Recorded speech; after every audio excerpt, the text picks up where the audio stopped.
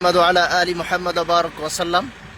আলহামদুলিল্লাহ, আমরা আল খিদমা হজ ওমরা গ্রুপের সাথীদেরকে নিয়ে এখন আমরা আসছি বদরের যাওয়ার রাস্তায় হযরত আবু যার গেফারি রাদিয়াল্লাহু তাআলা আনহুর বাড়িতে।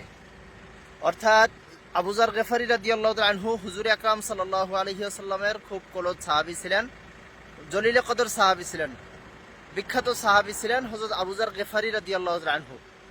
তো আমরা এখন আসছি তানার বাড়ি দেখতে। তো আমরা সেই 1400 বছর আগে বাড়ির যে অবস্থা ছিল হুবাহু সেই অবস্থায় এখনো আছে, যদিও ভেঙে চুরে গেছে এখন, কিন্তু আমরা সেটা দেখতেছি এখনো সেই অবস্থায় আছে। এখানে তার বাড়ি ছিল, অনেকগুলা রুম ছিল, দেখতেছি আরো অনেক বাড়ি এর পাশ দিয়ে এখন ভেঙে চুরে গেছে। তো আমরা দেখতেছি ওই পাহাড়ের কিনারা দিয়ে, পাহাড়ের চূড়া দিয়ে, পাহাড়ের উপর দিয়ে। তো আমরা এই আবু যার গেফারি রাদিয়াল্লাহু তাআলা আনহুর বাড়িতে আমাদের আল খিদমা হজ ওমরা গ্রুপের সাথীরা সবাই আসছেন, সকলে দেখতেছেন, সকলে খুব খুশি আলহামদুলিল্লাহ যে আজকের সফরটা সবার কাছে খুব আনন্দিত হচ্ছে, আল্লাহর মেহেরবানি।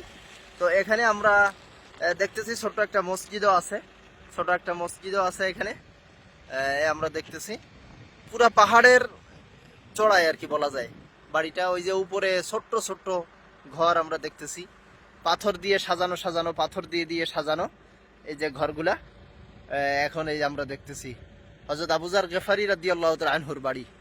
আলহামদুলিল্লাহ, আলহামদুলিল্লাহ, আলহামদুলিল্লাহ।